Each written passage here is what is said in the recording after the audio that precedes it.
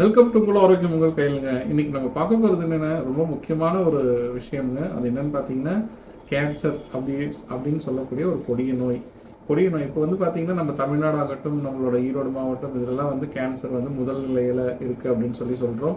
So இது எப்படி உருவாகுது, ஸோ இதை நம்ம எப்படி உருவாகுதுன்னு நீங்கள் தெரிஞ்சுட்டா தான் நீங்கள் வந்து அதை எப்படி கட்டுப்படுத்துறது, அது வராமல் நம்ம எப்படி தவிர்க்கலாம் அப்படின்றத பற்றியெல்லாம் தெரியும்.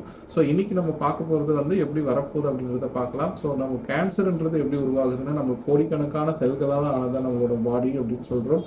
ஸோ அதில் வந்து பார்த்திங்கன்னா அந்த செல்களை வந்து கண்ட்ரோல் பண்ணுறது ஜீன் அப்படின்னு சொல்லக்கூடிய நம்மளோட மரபணு அப்படின்னு சொல்கிறோம். ஸோ அதில் என்ன இருக்கும்னா உங்களுக்கு வந்து டிஎன்ஏ அப்படின்ற ஒரு பொருள் இருக்கும். அந்த டிஎன்ஏ என்ற அதுதான் வந்து பார்த்திங்கன்னா உங்களுக்கு வந்து நம்மளோட அந்த செல்லை வந்து கண்ட்ரோல் பண்ணக்கூடிய எல்லா விஷயங்களும் நடக்கும்.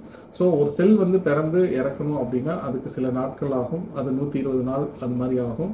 ஸோ அந்த பிறக்கிறது வளர்றது அதெல்லாம் மேட்டர் இல்லைங்க. பட் இறக்குறப்போ அது நிறைய ப்ராசஸ் இருக்குது. அந்த ப்ராசஸ் பேர் தான் அப்போடாப்சி அப்படின்னு சொல்லுவோம். ஸோ அந்த ப்ராசஸ் வந்து கரெக்டாக நடக்கலைன்னா உங்களுக்கு வந்து அந்த செல் என்ன ஆகும்னா இறக்காமல் அதுக்கு பதிலாக வளர ஆரம்பிச்சிடும், அப்நார்மலாக க்ரோத் ஆகும். ஸோ இதை தான் நம்ம வந்து கேன்சர் செல் அப்படின்னு சொல்கிறோம்.